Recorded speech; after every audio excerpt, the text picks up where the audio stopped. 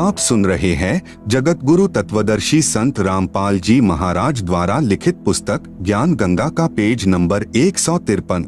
मैंने कहा मरतोली नाम और लेकर देख ले, अपने मन की यह और करके देख ले, अब मैं तेरे को नहीं रोकूंगा, नाम ले ले। ठीक है, क्योंकि संत रामपाल जी से नाम लेने के लिए कहने दूसरे तीसरे महीने सुभाष हमारा भतीजा आता था।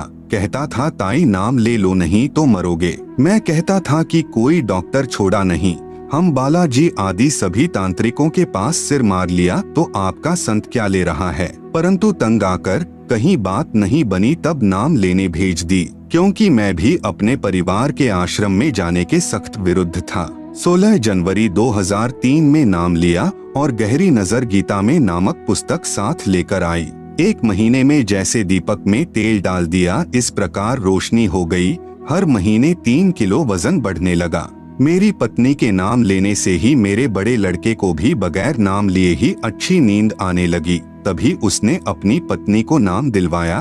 फिर मैंने गहरी नजर गीता में पुस्तक पढ़ी, तब मैं भी गहराई में गया तो पाया कि ऐसा ज्ञान कभी नहीं पढ़ा व सुना था, और मैंने भी अप्रैल 2003 में नाम लिया। आज मेरे घर में सभी बड़े से बच्चे तक ने नाम ले लिया है। जब वह बीमारी होती थी तब सारा घर कांप उठता था। लड़ाई झगड़ा, नौकरी में विवाद, डॉक्टर का आना जाना या मेडिकल में इमरजेंसी में लेकर पहुंचते थे।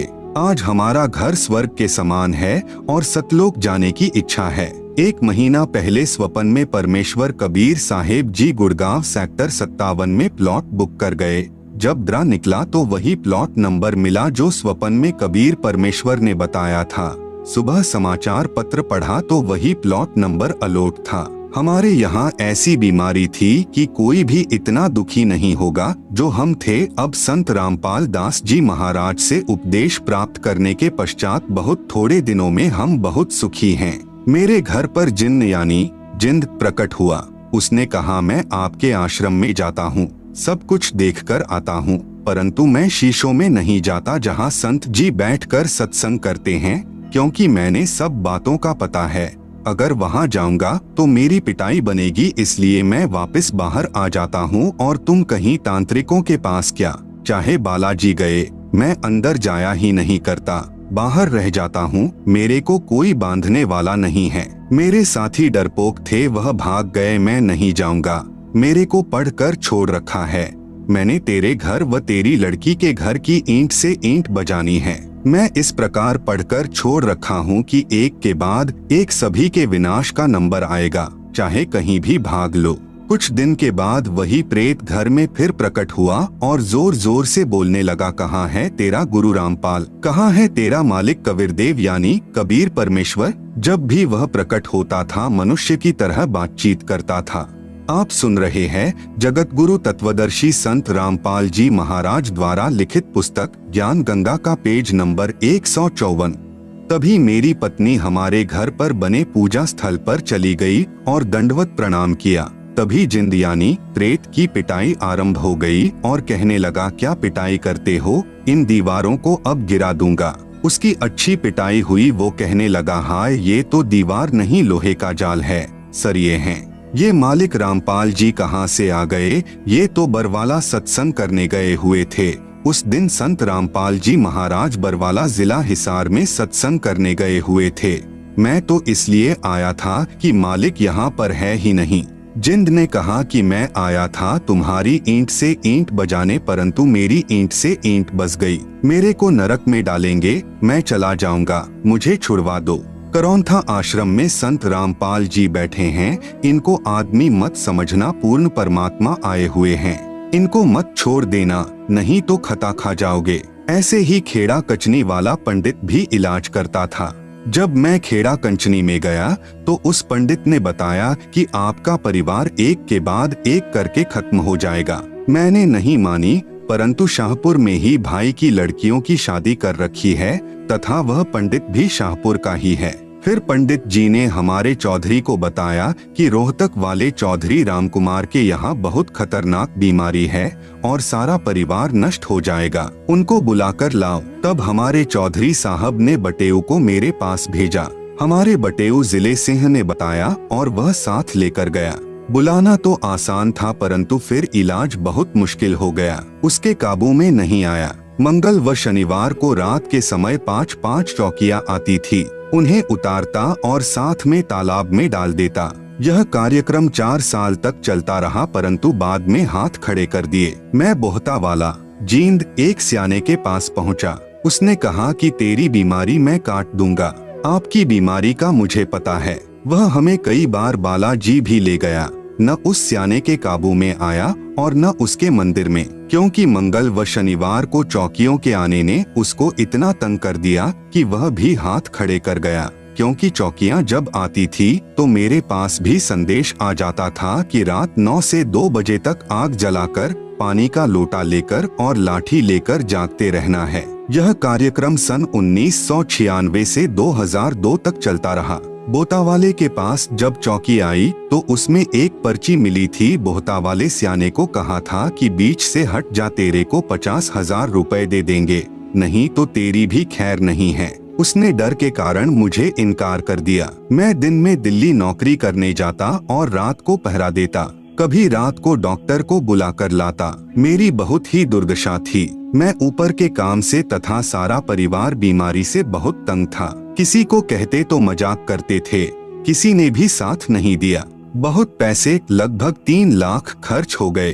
आप सुन रहे हैं जगत गुरु तत्वदर्शी संत रामपाल जी महाराज द्वारा लिखित पुस्तक ज्ञान गंगा का पेज नंबर 155। मेरी पत्नी चांद कौर को थायराइड हो गई थी। जनवरी 2003 में डॉक्टर ओपी गुप्ता ने थायराइड के लिए तिमारपुर दिल्ली अस्पताल में दाखिल करवाने के लिए मार्क कर दिया, परंतु वहां न जाकर मैं मेडिकल में डॉक्टर चुग इसका स्पेशलिस्ट था, उनसे इलाज करवाया। उसने कहा सारी उम्र दवा खानी पड़ेगी, परंतु अब 2003 में नाम लेने के बाद दवाई बिल्कुल समाप्त हो गई। मैंने डॉक्टर चुग को भी चेक करवाया तो हैरान हो गए, ये कैसे हुआ। सारी बातें बताई। अब मेरे लड़के व मेरी पत्नी की सभी बीमारियां बंदी छोड़ने ठीक कर दी। बड़े लड़के का नाम सुरेंद्र कुमार तथा छोटे लड़के का नाम मनोज कुमार है। दोनों हरियाणा पुलिस में नौकरी करते हैं। जब वे दोनों ही उस जिंद भूत से ग्रस्त थे, वह घाल ने भी उन पर कई बार अटैक किया, लेकिन नाम उपदेश ले रखा था, इसलिए उनको परमात्मा कबीर साहिब ने बचा लिया। तत्वदर्शी जगत गुरु संत रामपाल महाराज हमारे लिए ही अवतरित हुए हैं, क्योंकि जिस परिवार में 2 लड़के नौकरी पर दोनों में ही जिंद हो तो उस घर में क्या होगा। जिस औरत के दोनों लड़कों के साथ ऐसा खिलवाड़ हो और खुद में भी जिंद हो तो क्या जिंदगी है। जो लोग करौंथा आश्रम के बारे में ज्ञान अर्जित नहीं करते, वे लोग अंधेरे में हैं, क्योंकि पढ़ने के लिए दिमाग दिया है। पढ़िए और सोचिए कि वास्तविकता क्या है। हमारा परिवार बर्बाद हो गया था। मेरे बच्चे और मेरी पत्नी जब ठीक हो गई तभी मैंने अपने आप को सतगुरु रामपाल जी के चरणों में समर्पण कर दिया। मेरा कुछ नहीं है, ये तन मन धन सभी गुरु जी के चरणों में समर्पित करता हूँ। मेरी लड़की ने व दामाद ने भी नाम ले लिया। आज मेरी बेटी का घर भी स्वर्ग हो गया है। मेरा दामाद शराब पीता था, उसने शराब भी त्याग दी। मेरी लड़की की प्रमोशन, प्लॉट, मकान आदि चंद दिनों में ही प्राप्त हो गए तथा सबकी मौज हो रही है। सन 2003 में बंदी छोड़ गुरु रामपाल जी महाराज ने हमारे पाप कर्मों रूपी सूखे घास के ढेर को सतनाम रूपी अग्नि से जलाकर नष्ट कर दिया। न कोई गंडा, न कोई डोरी, न राख, न ताबिज आदि कुछ नहीं, बस केवल बंदी छोड़ के मंत्र यानी नाम उपदेश मात्र से सर्व रोग नष्ट हो गए। मंत्र तो मोक्ष प्राप्ति के लिए सभी बंधनों से छुटकारा पाकर सतलोक ले जाने का है। ये सभी बीमारियां तो रुंगे में कबीरदेव की कृपा से ही समाप्त हो जाती हैं। यदि ऐसा न हो तो भक्ति से विश्वास उठ जाता है। अब हम बहुत सुखी हैं। अब चाहे कोई कुछ भी करे, हमारे घर पर कुछ नहीं हो सकता, क्योंकि हम बंदी छोड़ कबीर साहेब के हंस हैं, उनके चरणों में हैं। मैं भी नहीं मानता था, इन बातों को पाखंड कहता था, परंतु जब एक के बाद एक को डॉक्टर के पास ले जाता था तथा बीमारी में पैसे भी लगे, तंग भी हुए, तब आंखें खुली वास्तव में ही जाल में फंसा रखा है। इसलिए अपने इस भ्रम को भुला देना कि भूत प्रेत कुछ नहीं है। आप सुन रहे हैं जगत गुरु तत्वदर्शी संत रामपाल जी महाराज द्वारा लिखित पुस्तक ज्ञान गंगा का पेज नंबर 156। मैं कहता हूँ कि बकवास नहीं, ये बातें वास्तव में हैं, क्योंकि मरोड़ में मैंने अपने घर को बर्बाद कर दिया होता। इसलिए मैं सभी पाठकों से प्रार्थना करता हूँ कि आप भी अपने समस्त दुखों से छुटकारा पाने व सत्य भक्ति करने के लिए सतलोक आश्रम करौंथा में परम पूज्य संत रामपाल जी महाराज से मुफ्त उपदेश प्राप्त करके अपने मनुष्य जीवन को सफल बनाएं। प्रार्थी headmaster Ramkumar MAB8। Mobile number 8684869051। उपरोक्त कुछ भक्तात्माओं की आत्मकथाएं आपने पढ़ी। ऐसे भक्त हजारों लाखों हैं जो अपनी आत्मकथा पुस्तकों में लिखवाना चाहते हैं, लेकिन यहाँ पर स्थान के अभाव के कारण हम कुछ एक भक्तों की आत्मकथा दे पाए। यदि सभी भक्तों की आत्मकथा हम लिखने बैठ जाए तो शायद सैकड़ों पुस्तकें छप जाएंगी। इसलिए समझदार व्यक्ति को इशारा यानी संकेत ही काफी होता है। भक्ति में भेद, भक्ति में बहुत भेद होता है। आप चाहे किसी देव देवी की भक्ति करें, उसका फल अवश्य मिलेगा जो कि नाशवान होगा, लेकिन मुक्ति नहीं हो पाएगी और पाप कर्म भी समाप्त नहीं होंगे जिन्हें भोगने के लिए बार बार जन्म लेते रहना पड़ेगा। मुक्ति तो केवल पूर्ण संत की शरण में जाकर अर्थात उनसे नाम उपदेश लेकर पूर्ण परमात्मा की भक्ति करने से ही हो पाएगी, अन्यथा नहीं। ये संसार समझदा नाही, कहंदा श्याम दोपहरेनु, गरीबदास ये वक्त जात है, रोवेगो इस पहरेनु। आप सुन रहे हैं जगत गुरु तत्वदर्शी संत रामपाल जी महाराज द्वारा लिखित पुस्तक ज्ञान गंगा का पेज नंबर 157। कबीर साहेब जी की काल से वार्ता। जब परमेश्वर ने सर्व ब्रह्मांडों की रचना की और अपने लोक में विश्राम करने लगे, उसके बाद हम सभी काल के ब्रह्मांड में रहकर अपना किया हुआ कर्मदंड भोगने लगे और बहुत दुखी रहने लगे, सुख व शांति की खोज में भटकने लगे और हमें अपने निज घर सतलोक की याद सताने लगी तथा वहां जाने के लिए भक्ति प्रारंभ की। किसी ने चारों वेदों को कंठस्थ किया तो कोई उग्र तप करने लगा और हवन यज्ञ ध्यान समाधि आदि क्रियाएं प्रारंभ की, लेकिन अपने निज घर सतलोक नहीं जा सके, क्योंकि उपरोक्त क्रियाएं करने से अगले जन्मों में अच्छे समृद्ध जीवन को प्राप्त होकर जैसे राजा महाराजा, बड़ा व्यापारी, अधिकारी, देव महादेव, स्वर्ग महास्वर्ग आदि वापस 184 भोगने लगे। बहुत परेशान रहने लगे और परमपिता परमेश्वर से प्रार्थना करने लगे कि हे दयालु, हमें निज घर का रास्ता दिखाओ। हम हृदय से आपकी भक्ति करते हैं, आप हमें दर्शन क्यों नहीं दे रहे हो? यह वृतांत कबीर साहेब ने धर्मदास जी को बताते हुए कहा कि धर्मदास, इन जीवों की पुकार सुनकर मैं अपने सतलोक से जोगजीत का रूप बनाकर काल लोक में आया। तब 21वें ब्रह्मांड में जहाँ काल का निज घर है, वहाँ पर तप्तशिला पर जीवों को भूनकर सूक्ष्म शरीर से गंध निकाला जा रहा था। मेरे पहुँचने के बाद उन जीवों की जलन समाप्त हो गई। उन्होंने मुझे देखकर कहा कि हे पुरुष, आप कौन हो? आपके दर्शन मात्र से ही हमें बड़ा सुख व शांति का आभास हो रहा है। फिर मैंने बताया कि मैं पारब्रह्म परमेश्वर कबीर हूँ। आप सब जीव मेरे लोक से आकर काल ब्रह्म के लोक में फंस गए हो। यह काल रोजाना 1 लाख मानव के सूक्ष्म शरीर से गंध निकाल कर खाता है और बाद में नाना प्रकार की योनियों में दंड भोगने के लिए छोड़ देता है। तब वे जीवात्माएं कहने लगी कि हे दयालु परमेश्वर, हमारे को इस काल की जेल से छुड़वा। मैंने बताया कि यह ब्रह्मांड काल ने 3 बार भक्ति करके मेरे से प्राप्त किए हुए हैं। जो आप यहाँ सब वस्तुओं का प्रयोग कर रहे हो, ये सभी काल की हैं और आप सब अपनी इच्छा से घूमने के लिए आए हो। इसलिए अब आपके ऊपर काल ब्रह्म का बहुत ज्यादा ऋण हो चुका है और वह ऋण मेरे सच्चे नाम के जाप के बिना नहीं उतर सकता। जब तक आप ऋण मुक्त नहीं हो सकते, तब तक आप काल ब्रह्म की जेल से बाहर नहीं जा सकते। इसके लिए आपको मुझसे नाम उपदेश लेकर भक्ति करनी होगी, तब मैं आपको छुड़वा कर ले जाऊंगा। हम यह वार्ता कर ही रहे थे कि वहाँ पर काल ब्रह्म प्रकट हो गया और उसने बहुत क्रोधित होकर मेरे ऊपर हमला बोला। मैंने अपनी शब्द शक्ति से उसको मूर्छित कर दिया। फिर कुछ समय बाद वह होश में आया, मेरे चरणों में गिरकर क्षमा याचना करने लगा और बोला कि आप मुझसे बड़े हो, मुझ पर कुछ दया करो और यह बताओ कि आप मेरे लोक में क्यों आए हो। तब मैंने काल पुरुष को बताया कि कुछ जीवात्माएं भक्ति करके अपने निज घर सतलोक में वापस जाना चाहती हैं। आप सुन रहे हैं जगत गुरु तत्वदर्शी संत रामपाल जी महाराज द्वारा लिखित पुस्तक ज्ञान गंगा का पेज नंबर 158।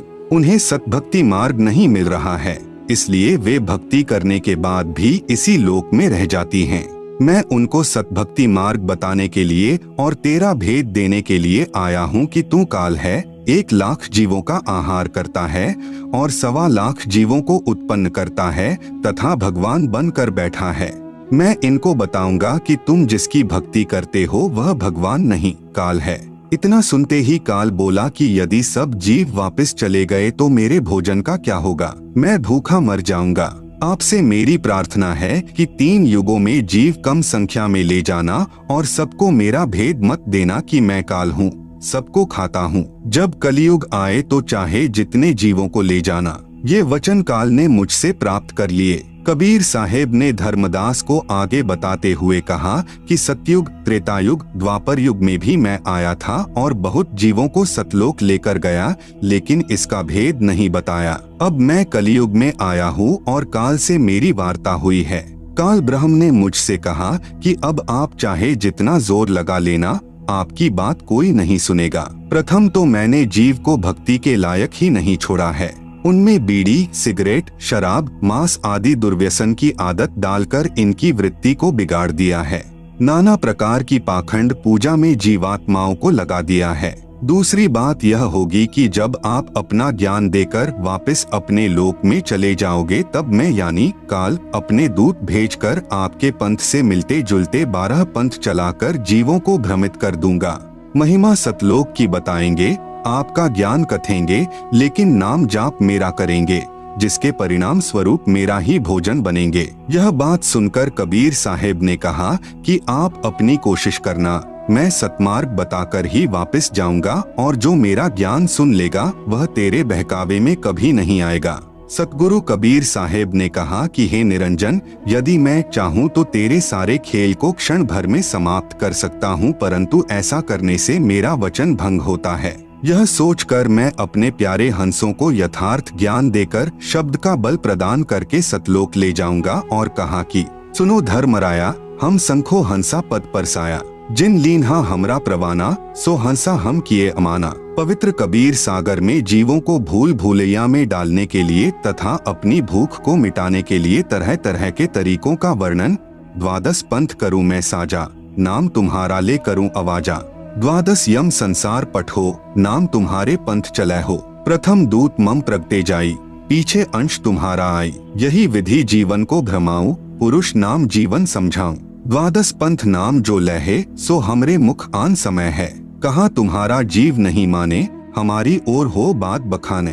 आप सुन रहे हैं जगत गुरु तत्वदर्शी संत रामपाल जी महाराज द्वारा लिखित पुस्तक ज्ञान गंगा का पेज नंबर 159। मैं दृढ़ फंदा रची बनाई, जामे जीव रहे उर्झाई। देवल देव पाषाण पूजाई, तीर्थ व्रत जप तप मन लाई। यज्ञ होम अरुनेम अचारा, और अनेक फंद में डारा। जो ज्ञानी जाओ संसारा, जीव न माने कहा तुम्हारा। सतगुरु वचन, ज्ञानी कहे सुनो अन्यायी, काटो फंद जीव ले जाई। जेतिक फंद तुम रचे विचारी, सत्य शब्द तय सबे बिंडारी। जौन जीव हम शब्द दृढ़ावे, फंद तुम्हारा सकल मुकावे। चौका कर प्रवाना पाई, पुरुष नाम तिही देव चिन्हाई। ताके निकट काल नहीं आवे, संधि देखी ताखा सिर नावे। उपरोक्त विवरण से सिद्ध होता है कि जो अनेक पंथ चले हुए हैं, जिनके पास कबीर साहेब द्वारा बताया हुआ सतभक्ति मार्ग नहीं है, ये सब काल प्रेरित हैं। अतः बुद्धिमान को चाहिए कि सोच विचार कर भक्ति मार्ग अपनाए, क्योंकि मनुष्य जन्म अनमोल है, यह बार बार नहीं मिलता। कबीर साहेब कहते हैं कि कबीर मानुष जन्म दुर्लभ है, मिले न बारंबार। तरुवर से पत्ता टूट गिरे, बहुर न लगता डारी। आप सुन रहे हैं जगत गुरु तत्वदर्शी संत रामपाल जी महाराज द्वारा लिखित पुस्तक ज्ञान गंगा का पेज नंबर 160। विश्व विजेता संत रामपाल जी महाराज की अध्यक्षता में हिंदुस्तान विश्व धर्म गुरु के रूप में प्रतिष्ठित होगा। संत रामपाल जी के विषय में नास्त्रेदमस की भविष्यवाणी फ्रांस देश के नास्त्रेदमस नामक प्रसिद्ध भविष्यवक्ता ने सन यानी ईसवी संबत 1555 में 1000 श्लोकों में भविष्य की सांकेतिक सत्य भविष्यवाणियां लिखी हैं। 100 श्लोकों के 10 शतक बनाए हैं, जिनमें से अब तक सर्व सिद्ध हो चुकी हैं। हिंदुस्तान में सत्य हो चुकी भविष्यवाणियों में से नंबर 1, भारत की प्रथम महिला प्रधानमंत्री बहुत प्रभावशाली व कुशल होगी। यह संकेत स्वर्गीय श्रीमती इंदिरा गांधी की ओर है तथा उनकी मृत्यु निकटतम रक्षक द्वारा होना लिखा था, जो सत्य हुई। नंबर 2, उसके पश्चात उन्हीं का पुत्र उनका उत्तराधिकारी होगा और वह बहुत कम समय तक राज्य करेगा तथा आकस्मिक मृत्यु को प्राप्त होगा, जो सत्य सिद्ध हुई। पूर्व प्रधानमंत्री स्वर्गीय श्री राजीव गांधी जी के विषय में। नंबर 3, संत रामपाल जी महाराज के विषय में भविष्यवाणी नास्त्रेदमस द्वारा जो विस्तार पूर्वक लिखी है। नंबर 1, अपनी भविष्यवाणी के शतक 5 के अंत में तथा शतक 6 के प्रारंभ में नास्त्रेदमस जी ने लिखा है कि आज अर्थात ईसवी संबत यानी सन 1555 से ठीक 450 वर्ष पश्चात अर्थात सन 2006 में एक हिंदू संत यानी शायरन प्रकट होगा, अर्थात सर्व जगत में उसकी चर्चा होगी। उस समय उस हिंदू धार्मिक संत यानी शायरन की आयु 50 व 60 वर्ष के बीच होगी। परमेश्वर ने नास्त्रेदमस को संत रामपाल जी महाराज के अधेड़ उम्र वाले शरीर का साक्षात्कार करवाकर चलचित्र की भांति सारी घटनाओं को दिखाया और समझाया। श्री नास्त्रेदमस जी ने 16वीं सदी को प्रथम शतक कहा है, इस प्रकार 5वां शतक 20वीं सदी हुआ। नास्त्रेदमस जी ने कहा है कि वह धार्मिक हिंदू नेता अर्थात संत यानी शायरन 5वें शतक के अंत के वर्ष में अर्थात सन यानी ईसवी संबत 1999 में घर घर सत्संग करना त्याग कर अर्थात चौखटों को लांघ कर बाहर आएगा तथा अपने अनुयायियों को शास्त्र विधि अनुसार भक्ति मार्ग बताएगा। उस महान संत के बताए मार्ग से अनुयायियों को अद्वितीय आध्यात्मिक और भौतिक लाभ होगा। उस तत्वदृष्टा हिंदू संत के द्वारा बताए शास्त्र प्रमाणित तत्व ज्ञान को समझकर परमात्मा चाहने वाले श्रद्धालु ऐसे अचंभित होंगे जैसे कोई गहरी नींद से जागा हो। उस तत्वदृष्टा हिंदू संत द्वारा सन 1999 में चलाई आध्यात्मिक क्रांति ईसवी संबत 2006 तक चलेगी। तब तक बहुसंख्या में परमात्मा चाहने वाले भक्त तत्व ज्ञान समझकर अनुयायी बनकर सुखी हो चुके होंगे। उसके पश्चात उस स्थान की चौखट से भी बाहर लांघेगा। उसके पश्चात 2006 से स्वर्ण युग का प्रारंभ होगा। आप सुन रहे हैं जगत गुरु तत्वदर्शी संत रामपाल जी महाराज द्वारा लिखित पुस्तक ज्ञान गंगा का पेज नंबर 161। नोट: प्रिय पाठक जन, कृपया पढ़ें निम्न भविष्यवाणी जो फ्रांस देश के वासी श्री नास्त्रेदमस ने की थी, जिसके विषय में मद्रास के एक ज्योतिषास्त्री के एस कृष्णमूर्ति ने कहा है कि श्री नास्त्रेदमस जी द्वारा सन 1555 में लिखी भविष्यवाणियों का यथार्थ अनुवाद सन 1998 में महाराष्ट्र में एक ज्योतिष शास्त्री करेगा। वह ज्योतिष शास्त्री नास्त्रेदमस की भविष्यवाणियों का सांकेतिक भाषा का स्पष्टीकरण कर उसमें लिखित भविष्य घटनाओं का अर्थ देकर अपना भविष्य ग्रंथ प्रकाशित करेगा। उसी ज्योतिष शास्त्री द्वारा यथार्थ अनुवादित की गई पुस्तक से अनुवादकर्ता के शब्दों में पढ़े। नंबर 1, पृष्ठ 32-33 पर ठहरो स्वर्ण युग यानी रामराज्य आ रहा है।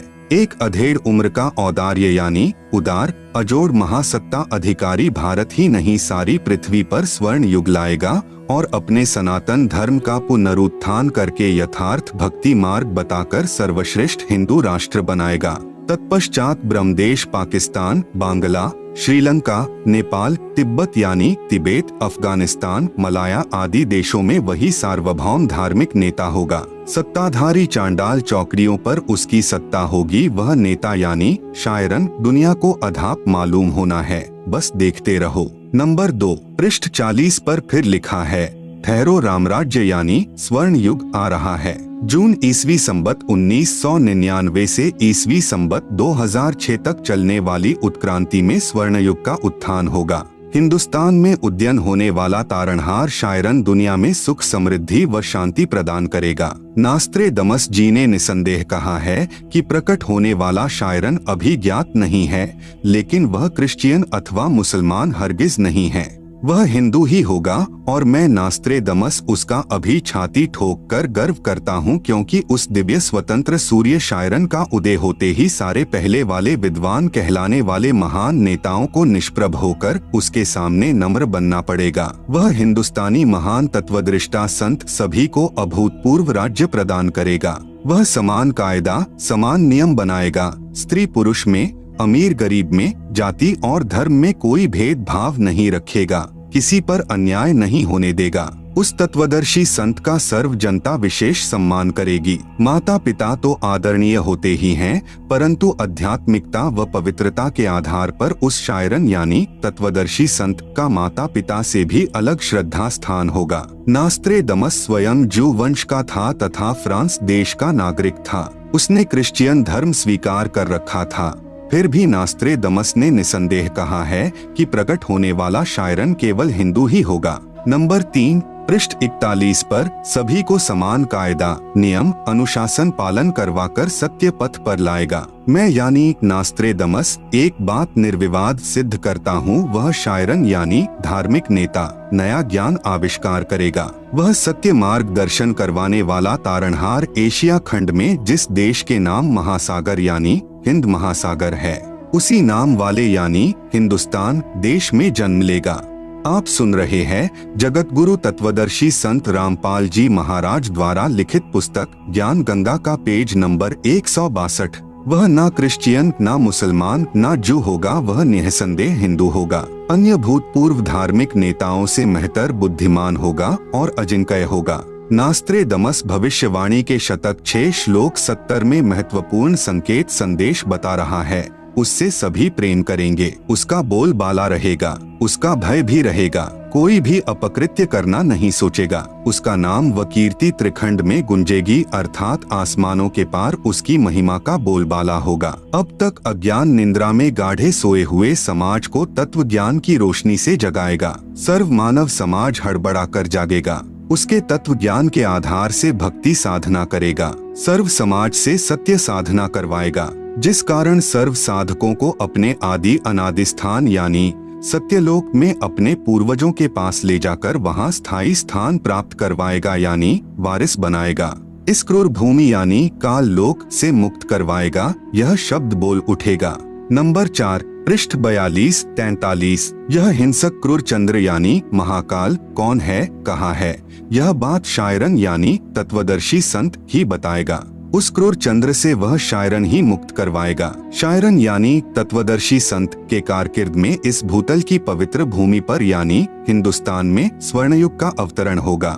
फिर वह पूरे विश्व में फैलेगा। उस विश्व नेता और उसके सद्गुणों की उसके बाद भी महिमा गाई जाएगी। उसके मन की शालीनता, विनम्रता, उदारता का इतना रेल पेल बोल बाला होगा कि इससे पहले नमूद किए हुए शतक 6 श्लोक 70 के आखिरी पंक्ति में किया हुआ उल्लेख की अपना शब्द खुद ही बोल उठता है और शायरन की ही जुबान बोल रही है कि शायरन अपने बारे में बस 3 ही शब्द बोलता है, एक विजयी ज्ञाता इसके साथ और विशेषण न चिपकाए मुझे मंजूर नहीं होगा। यह पृष्ठ 42 वाला 4 उल्लेख वाणी शतक 6 श्लोक 71 है।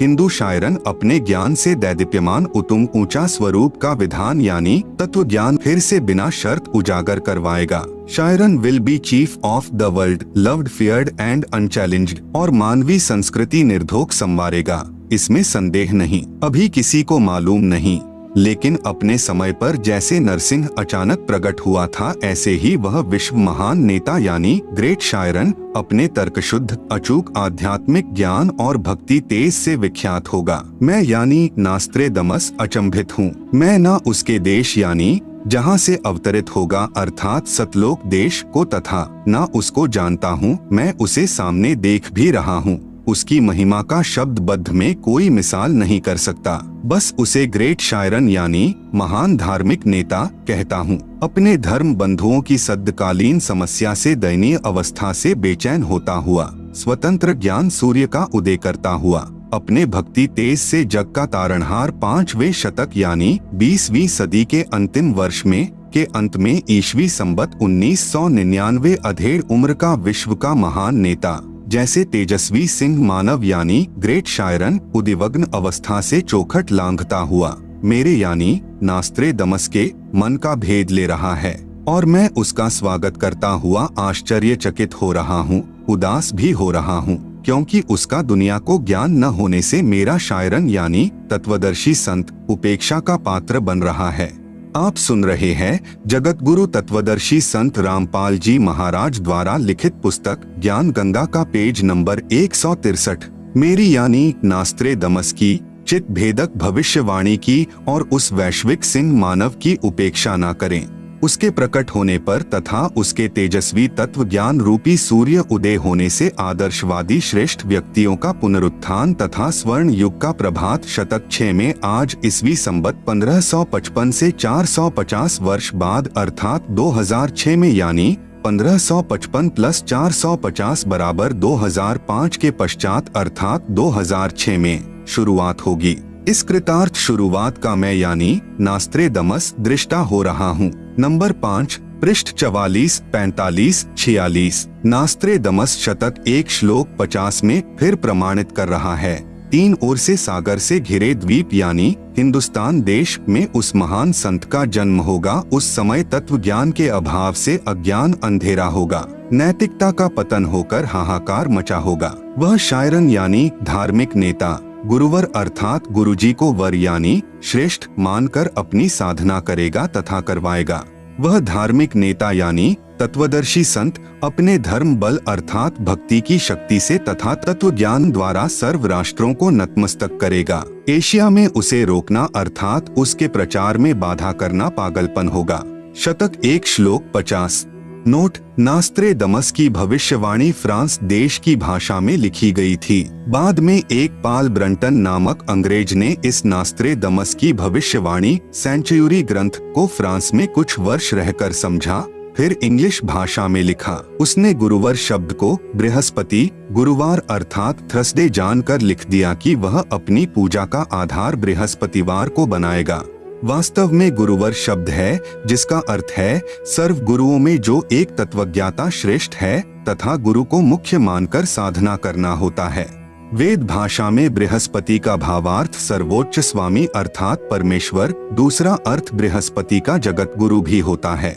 जगत गुरु तथा परमेश्वर भी बृहस्पति का बोध है। वह अधेड़ उम्र में तत्व ज्ञान का ज्ञाता तथा ज्ञेय होकर त्रिखंड में कीर्तिमान होगा। मुझ यानी नास्त्रेदमस को उसका नया उपाय साधना मंत्र ऐसा जालिम मालूम हो रहा है जैसे सर्प को वश करने वाला गार्डू मंत्र से महाविशैले सर्प को वश कर लेता है।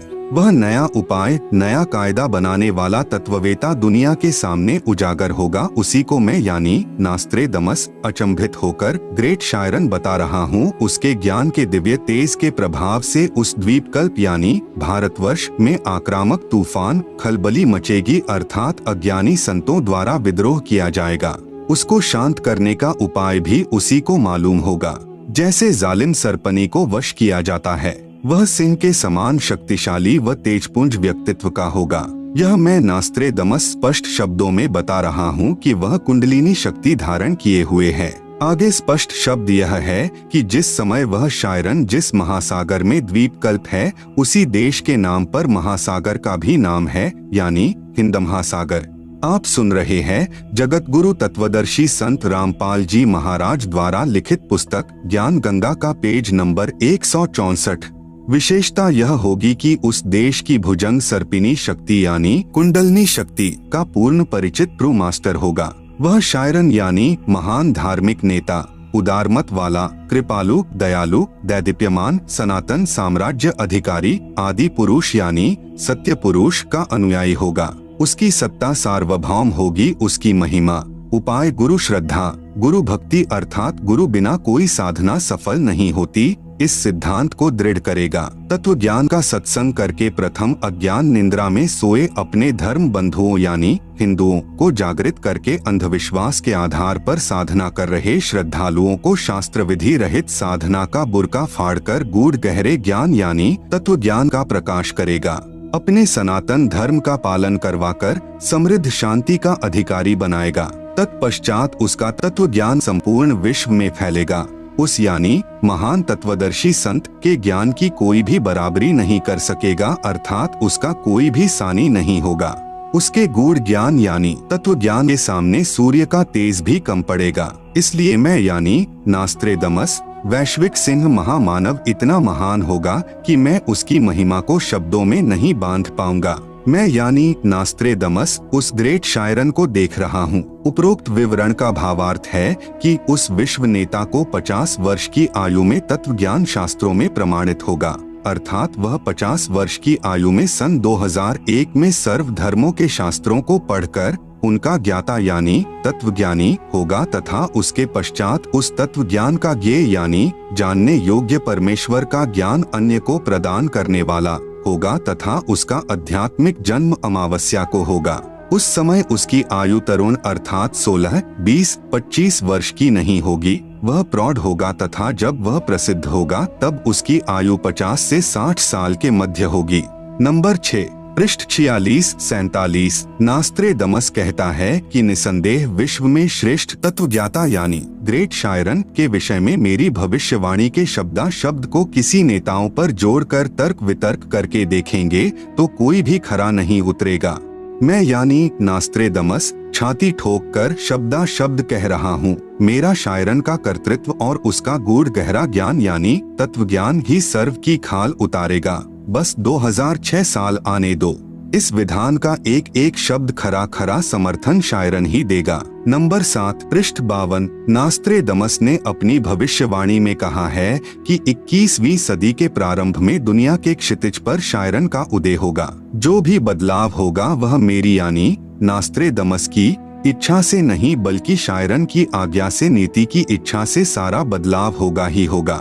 उसमें से नया बदलाव मतलब हिंदुस्तान सर्वश्रेष्ठ राष्ट्र होगा।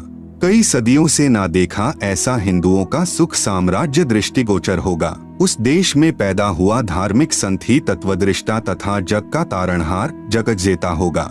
आप सुन रहे हैं जगत गुरु तत्वदर्शी संत रामपाल जी महाराज द्वारा लिखित पुस्तक ज्ञान गंगा का पेज नंबर 165। एशिया खंडों में रामायण, महाभारत आदि का ज्ञान जो हिंदुओं में प्रचलित है उससे भी भिन्न आगे का ज्ञान उस तत्वदर्शी संत का होगा। वह सत्पुरुष का अनुयायी होगा। वह एक अद्वितीय संत होगा।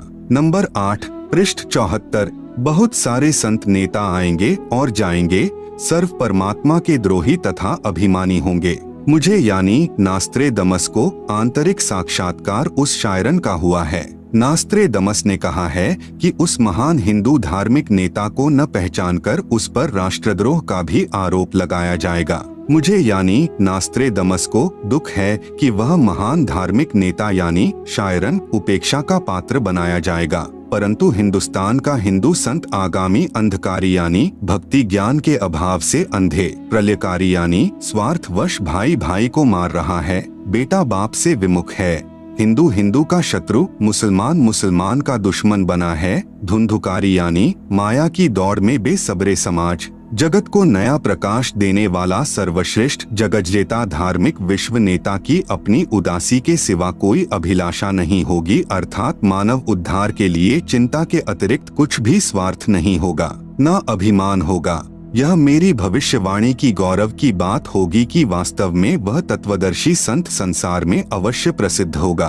उसके द्वारा बताया ज्ञान सदियों तक छाया रहेगा। वह संत आधुनिक वैज्ञानिकों की आंखें चकाचौंध करेगा, ऐसे आध्यात्मिक चमत्कार करेगा कि वैज्ञानिक भी आश्चर्य में पड़ जाएंगे। उसका सर्व ज्ञान शास्त्र प्रमाणित होगा। मैं यानी नास्त्रेदमस कहता हूँ कि बुद्धिवादी व्यक्ति उसकी उपेक्षा न करें, उसे छोटा ज्ञानदीप न समझें। उस तत्ववेता महामानव यानी शायरन को सिंहासनस्थ करके यानी आसन पर बैठाकर उसको आराध्य देव मानकर पूजा करें। वह आदि पुरुष यानी सत्पुरुष का अनुयायी दुनिया का तारणहार होगा। संत रामपाल जी महाराज के समर्थन में अन्य भविष्यवक्ताओं की भविष्यवाणियां। नंबर 1, इंग्लैंड के ज्योतिषी कीरो ने सन 1925 में लिखी पुस्तक में भविष्यवाणी की है। 20वीं सदी अर्थात सन 2000 ईस्वी के उत्तरार्ध में यानी सन 1950 के पश्चात उत्पन्न संत ही विश्व में एक नई सभ्यता लाएगा जो संपूर्ण विश्व में फैल जाएगी। भारत का वह एक व्यक्ति सारे संसार में ज्ञान क्रांति ला देगा। नंबर 2, भविष्यवक्ता श्री वेजिलेटिन के अनुसार 20वीं सदी के उत्तरार्ध में विश्व में आपसी प्रेम का अभाव, मानवता का ह्रास, माया संग्रह की दौड़, लूट व राजनेताओं का अन्यायी हो जाना आदि आदि बहुत से उत्पात देखने को मिलेंगे, परंतु भारत से उत्पन्न हुई शांति भ्रातृत्व भाव पर आधारित नई सभ्यता संसार में देश, प्रांत और जाति की सीमाएं तोड़कर विश्व भर में अमन व चैन उत्पन्न करेगी। नंबर 3, अमेरिका की महिला भविष्यवक्ता जीन डिक्सन के अनुसार 20वीं सदी के अंत से पहले विश्व में एक घोर हाहाकार तथा मानवता का सहार होगा। वैचारिक युद्ध के बाद आध्यात्मिकता पर आधारित एक नई सभ्यता संभवतः भारत के ग्रामीण परिवार के व्यक्ति के नेतृत्व में जमेगी और संसार से युद्ध को सदा सदा के लिए विदा कर देगी। आप सुन रहे हैं जगत गुरु तत्वदर्शी संत रामपाल जी महाराज द्वारा लिखित पुस्तक ज्ञान गंगा का पेज नंबर 166।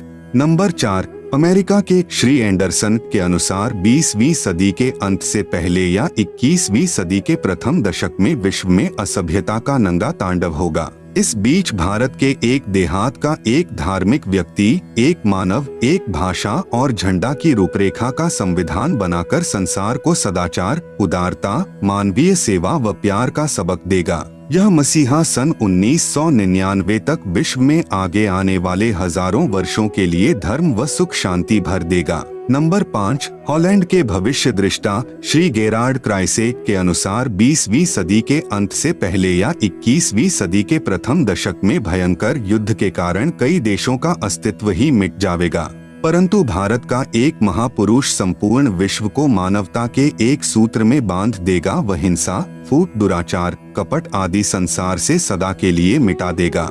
नंबर 6। अमेरिका के भविष्यवक्ता श्री चार्ल्स क्लार्क के अनुसार 20वीं सदी के अंत से पहले एक देश विज्ञान की उन्नति में सब देशों को पछाड़ देगा, परंतु भारत की प्रतिष्ठा विशेषकर इसके धर्म और दर्शन से होगी, जिसे पूरा विश्व अपना लेगा। यह धार्मिक क्रांति 21वीं सदी के प्रथम दशक में संपूर्ण विश्व को प्रभावित करेगी और मानव को आध्यात्मिकता पर विवश कर देगी। नंबर 7। हंगरी की महिला ज्योतिषी बोरिस्का के अनुसार सन 2000 ईस्वी से पहले उग्र परिस्थितियों, हत्या और लूटमार के बीच ही मानवीय सद्गुणों का विकास एक भारतीय फरिश्ते के द्वारा भौतिकवाद से सफल संघर्ष के फलस्वरूप होगा, जो चिरस्थायी रहेगा। इस आध्यात्मिक व्यक्ति के बड़ी संख्या में छोटे छोटे लोग ही अनुयायी बनकर भौतिकवाद को आध्यात्मिकता में बदल देंगे। नंबर 8। फ्रांस के डॉक्टर जुलरवन के अनुसार सन 1990 के बाद यूरोपीय देश भारत की धार्मिक सभ्यता की ओर तेजी से झुकेंगे। सन 2000 तक विश्व की आबादी 640 करोड़ के आसपास होगी। भारत से उठी ज्ञान की धार्मिक क्रांति नास्तिकता का नाश करके आंधी तूफान की तरह संपूर्ण विश्व को ढक लेगी। उस भारतीय महान आध्यात्मिक व्यक्ति के अनुयायी देखते देखते एक संस्था के रूप में आत्मशक्ति से संपूर्ण विश्व पर प्रभाव जमा लेंगे। नंबर 9। फ्रांस के नास्त्रेदमस के अनुसार विश्व भर में सैनिक क्रांतियों के बाद थोड़े से ही अच्छे लोग संसार को अच्छा बनाएंगे, जिनका महान धर्मनिष्ठ विश्वविख्यात नेता 20वीं सदी के अंत और 21वीं सदी की शुरुआत में किसी पूर्वी देश से जन्म लेकर भ्रातृवृत्ति व सौजन्यता द्वारा सारे विश्व को एकता के सूत्र में बांध देगा। नास्त्रेदमस शतक 1 श्लोक 50 में प्रमाणित कर रहा है, 3 ओर से सागर से घिरे द्वीप में उस महान संत का जन्म होगा। उस समय तत्व ज्ञान के अभाव से अज्ञान अंधेरा होगा, नैतिकता का पतन होकर हाहाकार मचा होगा। आप सुन रहे हैं जगत गुरु तत्वदर्शी संत रामपाल जी महाराज द्वारा लिखित पुस्तक ज्ञान गंगा का पेज नंबर 167। वह शायरन यानी धार्मिक नेता, गुरुवर अर्थात गुरुजी को वर यानी श्रेष्ठ मानकर अपनी साधना करेगा तथा करवाएगा। वह धार्मिक नेता यानी तत्वदर्शी संत अपने धर्म बल अर्थात भक्ति की शक्ति से तथा तत्व ज्ञान द्वारा सर्व राष्ट्रों को नतमस्तक करेगा। एशिया में उसे रोकना अर्थात उसके प्रचार में बाधा करना पागलपन होगा। शतक 1 श्लोक 50, सेंचुरी 1, कन्ना 50। नंबर 10। इजराइल के प्रोफेसर हरार के अनुसार भारत देश का एक दिव्य महापुरुष मानवतावादी विचारों से सन 2000 ईस्वी से पहले आध्यात्मिक क्रांति की जड़ें मजबूत कर लेगा व सारे विश्व को उनके विचार सुनने को बाध्य होना पड़ेगा। भारत के अधिकतर राज्यों में राष्ट्रपति शासन होगा, पर बाद में नेतृत्व धर्मनिष्ठ वीर लोगों पर होगा, जो एक धार्मिक संगठन के आश्रित होंगे। नंबर 11। नॉर्वे के श्री आनंदाचार्य की भविष्यवाणी के अनुसार सन 1998 के बाद एक शक्तिशाली धार्मिक संस्था भारत में प्रकाश में आवेगी, जिसके स्वामी एक गृहस्थ व्यक्ति की आचार संहिता का पालन संपूर्ण विश्व करेगा। धीरे धीरे भारत औद्योगिक, धार्मिक और आर्थिक दृष्टि से विश्व का नेतृत्व करेगा और उसका विज्ञान यानी आध्यात्मिक तत्व ज्ञान ही पूरे विश्व को मान्य होगा। उपरोक्त भविष्यवाणियों के अनुसार ही आज विश्व में घटनाएं घट रही हैं। युग परिवर्तन प्रकृति का अटल सिद्धांत है। वैदिक दर्शन के अनुसार 4 युगों सतयुग, त्रेतायुग, द्वापर और कलयुग की व्यवस्था है। जब पृथ्वी पर पापियों का एक छत्र साम्राज्य हो जाता है, तब भगवान पृथ्वी पर मानव रूप में प्रकट होता है। मानवता के इस पूर्ण विकास का काम अनादि काल से भारत ही करता आया है।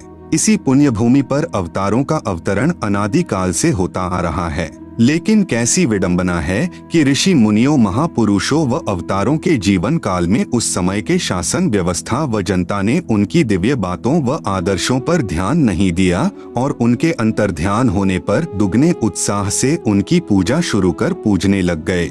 यह भी एक विडंबना कि हम जीवंत और समय रहते उनकी नहीं मानते, अपितु उनका विरोध व अपमान ही करते रहे हैं। कुछ स्वार्थी तत्व जनता को भ्रमित करके परम संत को बदनाम करके बाधक बनते हैं। यह उक्ति हर युग में चरितार्थ होती आई है और आज भी हो रही है।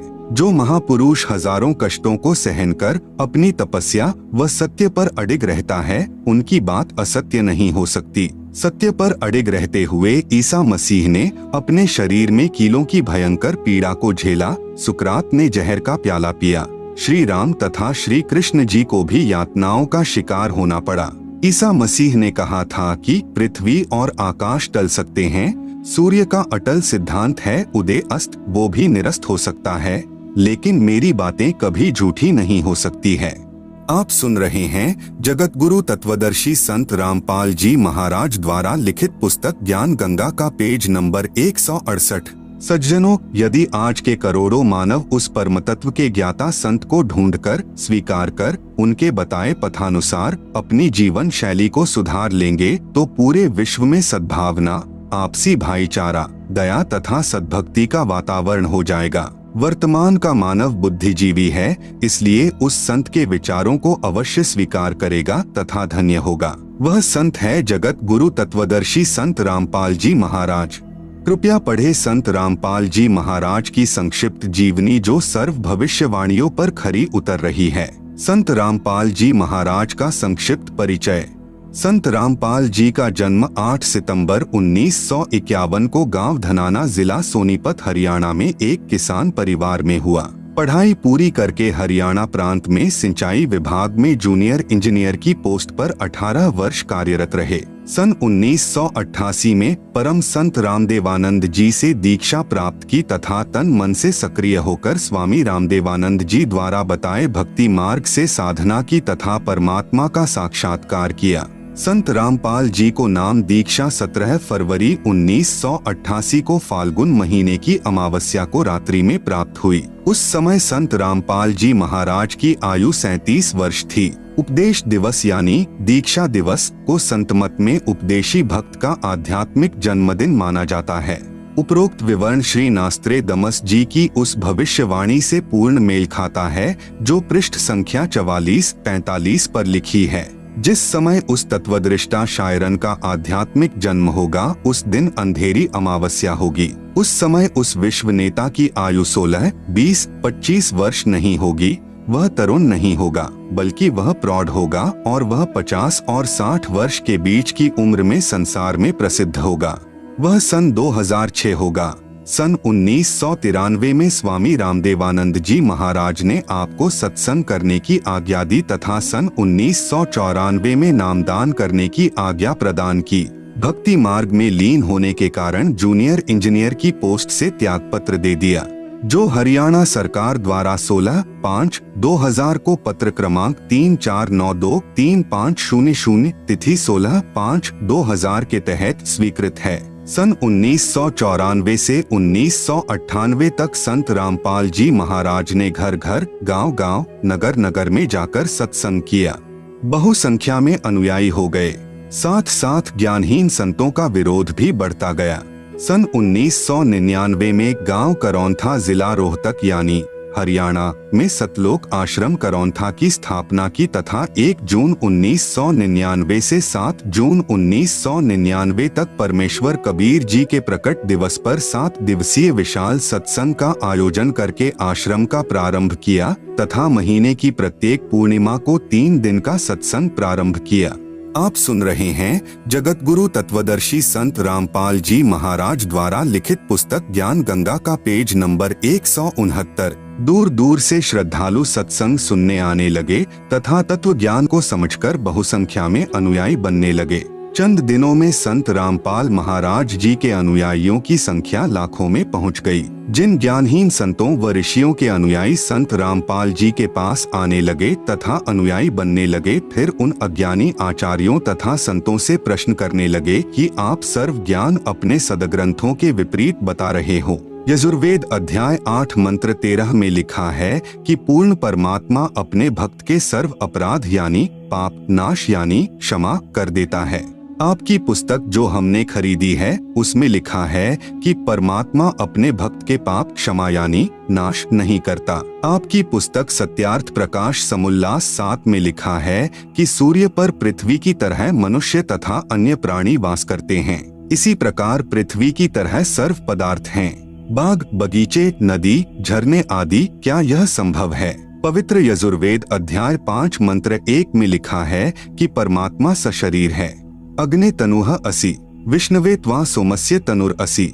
इस मंत्र में 2 बार गवाही दी है कि परमेश्वर सशरीर है। उस अमर पुरुष परमात्मा का सर्व के पालन करने के लिए शरीर है, अर्थात परमात्मा जब अपने भक्तों को तत्व ज्ञान समझाने के लिए कुछ समय अतिथि रूप में इस संसार में आता है तो अपने वास्तविक तेजोमय शरीर पर हल्के तेजपुंज का शरीर ओढ़कर आता है। इसलिए उपरोक्त मंत्र में 2 बार प्रमाण दिया है। इस तरह के तर्क से निरुत्तर होकर अपने अज्ञान का पर्दाफाश होने के भय से उन अज्ञानी संतों महंतों व आचार्यों ने सतलोक आश्रम करौंथा के आसपास के गांवों में संत रामपाल जी महाराज को बदनाम करने के लिए दुष्प्रचार करना प्रारंभ कर दिया तथा 12/7/2006 को संत रामपाल को जान से मारने तथा आश्रम को नष्ट करने के लिए आप तथा अपने अनुयायियों से सतलोक आश्रम पर आक्रमण करवाया। पुलिस ने रोकने की कोशिश की जिस कारण से कुछ उपद्रवकारी चोटिल हो गए। सरकार ने सतलोक आश्रम को अपने अधीन कर लिया तथा संत रामपाल जी महाराज व कुछ अनुयायियों पर झूठा केस बनाकर जेल में डाल दिया। इस प्रकार 2006 में संत रामपाल जी महाराज विख्यात हुए। भले ही अनजानों ने झूठे आरोप लगाकर संत को प्रसिद्ध किया, परंतु संत निर्दोष है। प्रिय पाठकों, नास्त्रेदमस की भविष्यवाणी को पढ़कर सोचेंगे कि संत रामपाल जी को इतना बदनाम कर दिया है, कैसे संभव होगा कि विश्व को ज्ञान प्रचार करेगा। उनसे प्रार्थना है कि परमात्मा पल में परिस्थिति बदल सकता है। कबीर साहेब से सब होत है, बंदे से कछु नाही, राई से पर्वत करे, पर्वत से फिर राई। परमेश्वर कबीर जी अपने बच्चों के उद्धार के लिए शीघ्र ही समाज को तत्व ज्ञान द्वारा वास्तविकता से परिचित करवाएंगे। फिर पूरा विश्व संत रामपाल जी महाराज के ज्ञान का लोहा मानेगा। आप सुन रहे हैं जगत गुरु तत्वदर्शी संत रामपाल जी महाराज द्वारा लिखित पुस्तक ज्ञान गंगा का पेज नंबर 170। संत रामपाल जी महाराज सन 2003 से अखबारों व टीवी चैनलों के माध्यम से सत्य ज्ञान का प्रचार कर अन्य धर्म गुरुओं से कह रहे हैं कि आपका ज्ञान शास्त्र विरुद्ध, अर्थात आप भक्त समाज को शास्त्र रहित पूजा करवा रहे हैं और दोषी बन रहे हैं। यदि मैं गलत कह रहा हूं तो इसका जवाब दो। आज तक किसी भी संत ने जवाब देने की हिम्मत नहीं की। संत रामपाल जी महाराज को ईस्वी संवत यानी सन 2001 में अक्टूबर महीने के प्रथम बृहस्पतिवार को अचानक प्रेरणा हुई कि सर्व धर्मों के सद्ग्रंथों का गहराई से अध्ययन कर इस आधार पर सर्वप्रथम पवित्र श्रीमद् भगवद गीता जी का अध्ययन किया तथा पुस्तक गहरी नजर गीता में की रचना की तथा उसी आधार पर सर्वप्रथम राजस्थान प्रांत के जोधपुर शहर में मार्च 2002 में सत्संग प्रारंभ किया। इसलिए नास्त्रेदमस जी ने कहा है कि विश्व धार्मिक हिंदू संत यानी शायरन 50 वर्ष की आयु में अर्थात 2001 ज्ञाता होकर प्रचार करेगा। संत रामपाल जी महाराज का जन्म पवित्र हिंदू धर्म में सन यानी ईस्वी संवत 1951 में 8 सितंबर को गांव धनाना जिला सोनीपत प्रांत हरियाणा भारत में एक किसान परिवार में हुआ। इस प्रकार सन 2001 में संत रामपाल जी महाराज की आयु 50 वर्ष बनती है। सो नास्त्रेदमस के अनुसार खरी है, इसलिए वह विश्व धार्मिक नेता संत रामपाल जी महाराज ही हैं, जिनकी अध्यक्षता में भारतवर्ष पूरे विश्व पर राज्य करेगा। पूरे विश्व में एक ही ज्ञान भक्ति मार्ग चलेगा, एक ही कानून होगा, कोई दुखी नहीं रहेगा, विश्व में पूर्ण शांति होगी। जो विरोध करेंगे अंत में वे भी पश्चाताप करेंगे तथा तत्व ज्ञान को स्वीकार करने पर विवश होंगे और सर्व मानव समाज मानव धर्म का पालन करेगा और पूर्ण मोक्ष प्राप्त करके सतलोक जाएंगे। जिस तत्व ज्ञान के विषय में नास्त्रेदमस जी ने अपनी भविष्यवाणी में उल्लेख किया है कि उस विश्व विजेता संत के द्वारा बताए शास्त्र प्रमाणित तत्व ज्ञान के सामने पूर्व के सर्व संत निष्प्रभ यानी असफल हो जाएंगे तथा सर्व को नम्र होकर झुकना पड़ेगा, उसी के विषय में परमेश्वर कबीर बंदी छोड़ जी ने अपनी अमृत वाणी में पवित्र कबीर सागर ग्रंथ में, जो संत धर्मदास जी द्वारा लगभग 550 वर्ष पूर्व लिपिबद्ध किया गया है, कहा है कि एक समय आएगा जब पूरे विश्व में मेरा ही ज्ञान चलेगा, पूरा विश्व शांति पूर्वक भक्ति करेगा, आपस में विशेष प्रेम होगा, सतयुग जैसा समय यानी स्वर्ण युग होगा। परमेश्वर कबीर बंदी छोड़ द्वारा बताए ज्ञान को संत रामपाल जी महाराज ने समझा है। इसी ज्ञान के विषय में कबीर साहेब जी ने अपनी वाणी में कहा है कि कबीर और ज्ञान सब ज्ञान अड़ी, कबीर ज्ञान सो ज्ञान, जैसे गोला तोप का करता चले मैदान। भावार्थ है कि यह तत्व ज्ञान इतना प्रबल है कि इसके समक्ष अन्य संतों व ऋषियों का ज्ञान टिक नहीं पाएगा। जैसे तोप यंत्र का गोला जहाँ भी गिरता है वहाँ पर सर्व किलों तक को ढहाकर साफ मैदान बना देता है। आप सुन रहे हैं जगत गुरु तत्वदर्शी संत रामपाल जी महाराज द्वारा लिखित पुस्तक ज्ञान गंगा का पेज नंबर 171। यही प्रमाण संत गरीबदास जी छुड़ानी जिला झज्जर हरियाणा वाले ने दिया है कि सतगुरु यानी तत्वदर्शी संत परमेश्वर कबीर बंदी छोड़ का भेजा हुआ दिल्ली मंडल में आएगा। गरीब सतगुरु दिल्ली मंडल आयसी, सूती धरणी सूम जगाएसी, परमात्मा की भक्ति बिना कंजूस हो गए व्यक्तियों को जगाएगा।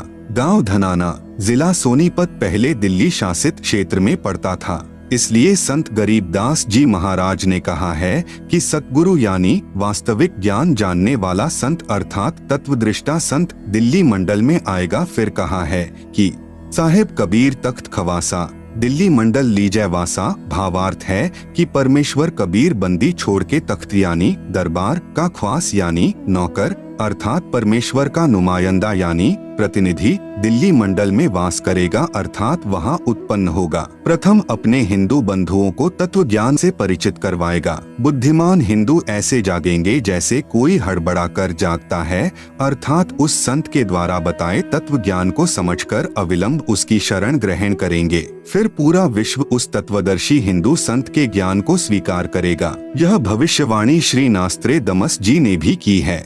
नास्त्रेदमस जी ने यह भी लिखा है कि मुझे दुख इस बात का है कि उससे परिचित न होने के कारण मेरा शायरन यानी तत्वदृष्टा संत उपेक्षा का पात्र बना है। हे बुद्धिमान मानव, उसकी उपेक्षा ना करो, वह तो सिंहासनस्थ करके यानी आसन पर बैठाकर आराध्य देव यानी इष्ट देव रूप में मान करने योग्य है। वह हिंदू धार्मिक संत शायरन आदि पुरुष यानी पूर्ण परमात्मा का अनुयायी जगत का तारणहार है। नास्त्रेदमस जी भविष्य वक्ता ने पुस्तक पृष्ठ 41-42 पर 3 शब्द का उल्लेख किया है। कहा है कि वह विश्व विजेता तत्वदृष्टा संत क्रूर चंद्र अर्थात काल की दुखदाई भूमि से छुड़ाकर अपने आदि अनादि पूर्वजों के साथ वारिस बनाएगा तथा मुक्ति दिलाएगा। यहाँ पर उपदेश मंत्र की ओर संकेत है कि वह शायरन केवल 3 शब्द यानी ओम तत् सत ही मंत्र जाप देगा। इन 3 शब्दों के साथ मुक्ति का कोई अन्य शब्द न चिपकाएगा। यही प्रमाण पवित्र ऋग्वेद मंडल 10 सूक्त 90 मंत्र 16 में, सामवेद श्लोक संख्या 822 तथा श्रीमद् भगवत गीता अध्याय 17 श्लोक 23 में है कि पूर्ण संत यानी तत्वदर्शी संत 3 मंत्र यानी ओम तत् सत जिनमें तत् तथा सत सांकेतिक हैं, देकर पूर्ण परमात्मा यानी आदि पुरुष की भक्ति करवाकर जीव को काल जाल से मुक्त करवाता है। फिर वह साधक की भक्ति कमाई के बल से वहां चला जाता है जहां आदि सृष्टि के अच्छे प्राणी रहते हैं। जहां से यह जीव अपने पूर्वजों को छोड़कर क्रूर चंद्र यानी काल प्रभु के साथ आकर इस दुखदायी लोक में फंसकर कष्ट पर कष्ट उठा रहा है। नास्त्रेदमस जी ने यह भी स्पष्ट किया है कि मध्यकाल अर्थात पिछली पीढ़ी हिंदू धर्म का आदर्श जीवन जिएंगे।